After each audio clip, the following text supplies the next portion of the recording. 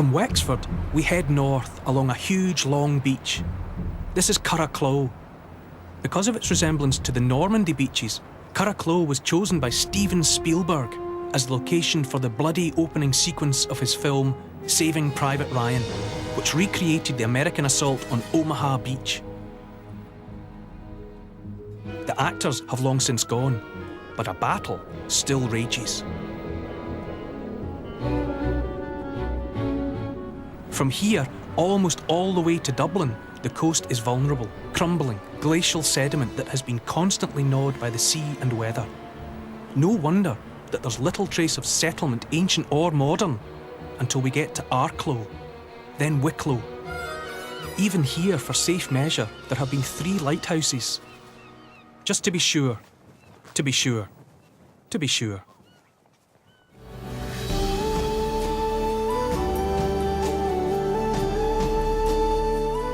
From Wicklow, we travel north to Greystones, where the Wicklow Hills dip a mountainous granite toe into the Irish Sea. Here, engineer Dick Strawbridge is exploring one of the most remarkable but little-known achievements of one of his heroes. Engineers don't get much greater than Isambard King de Brunel, and one of Brunel's greatest challenges right here on the Irish coast. Imagine trying to build a railway through that.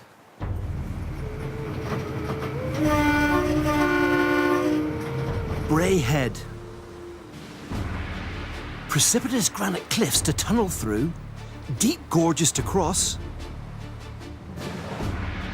Railway engineer Michael Barry has no doubts as to the formidable obstacles Brunel faced, or to the brilliance of his solutions. I would call it heroic engineering. We have ramparts out over the sea which have to stand up to the heavy waves. The rock is extremely hard. It was extremely difficult to tunnel, but it also is unstable, and you get rock falls from time to time. Digging through that kind of rock, it would be a really very difficult engineering job to do it today.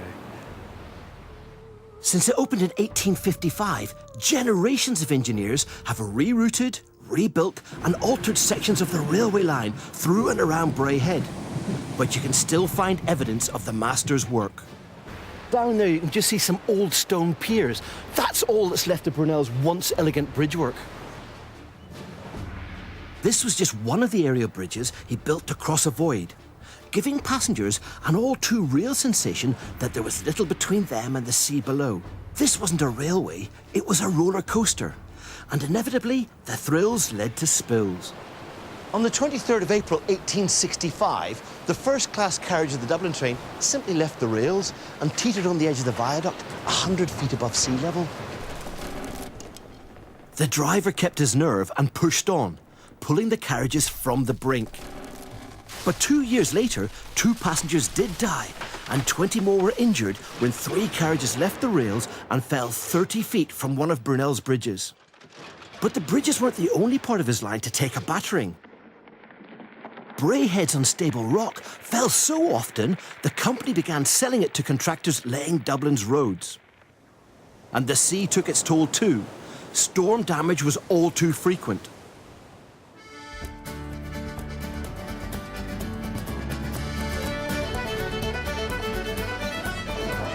Brunel's railway through and around Bray Head proved so horrendously expensive to build, rebuild and maintain, it's even been called Brunel's folly. But in defence of my engineering hero, I have this one thing to say. It is a cracking ride.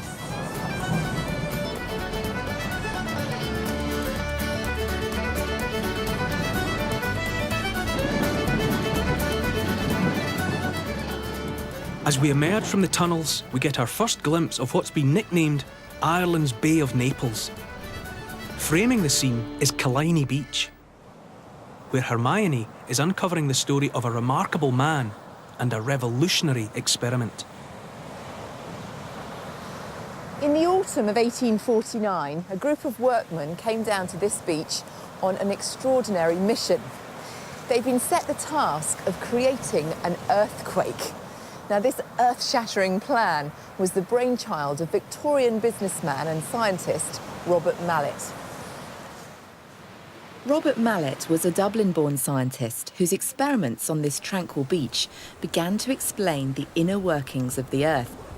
Mallet founded a science and christened it seismology, the study of earthquakes.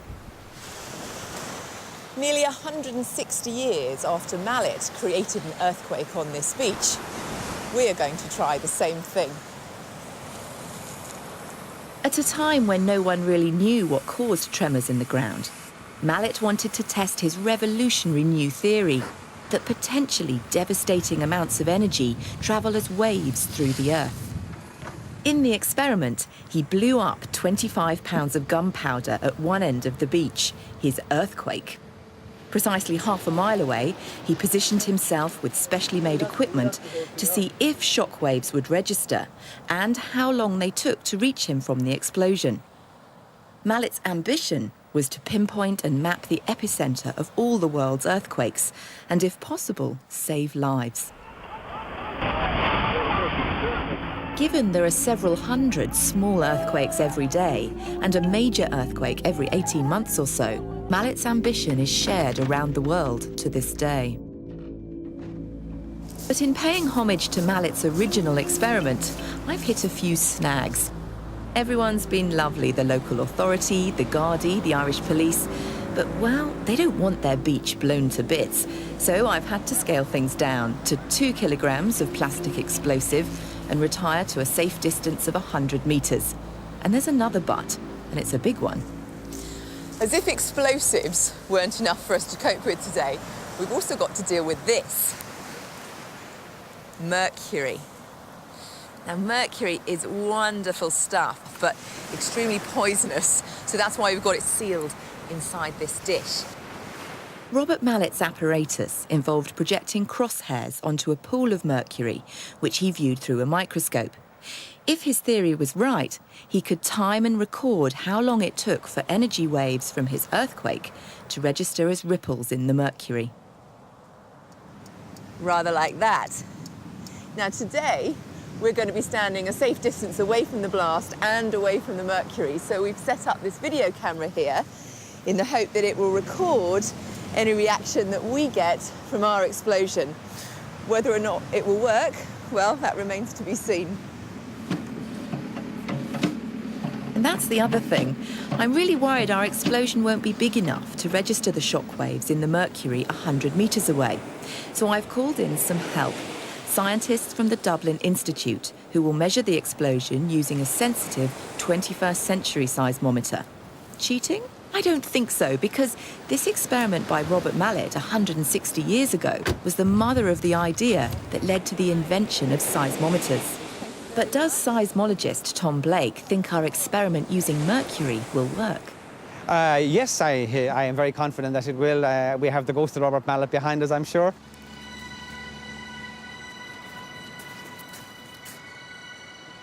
Yes, we're ready to go, yes. Okay. Well, Dave, when you're ready, do the honours.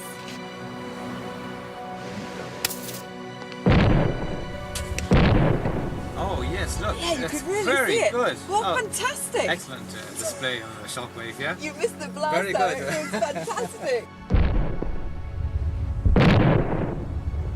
So this is the modern technology working. Exactly. Now, what do you think about the mercury? Let's go and check it. Yeah. Let's see what the camera shows us. Let's go back a bit. Oh, yes. Wow. That's the one. That's really impressive, yes. I want to see it again. That's very The good. concentric rings. Rings, coming in and exactly. out. Yes, very, very good. And from that, Mallet basically kick-started seismology. Yes, he did his first measurements purely and simply with a simple mercury dish like this and a chronometer. After his first experiment here on Killiney Beach, Robert Mallet attempted to map the distribution and intensity of the world's known earthquakes.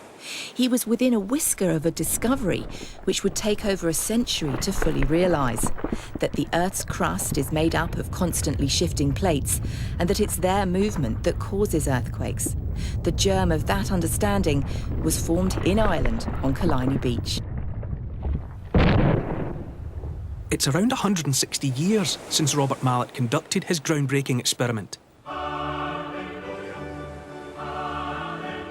It's over 260 years since the Hallelujah Chorus was first heard here in Dublin at the world premiere of Handel's Messiah. From first footings by the Vikings almost 1,200 years ago, Dublin has grown into a vibrant capital city and a cultural and commercial nerve centre. But like all the major ports we've visited on this coast, from Cork to Waterford and from Wexford to Wicklow, Dublin was founded and has flourished by being connected to its neighbours and the rest of the world by the sea.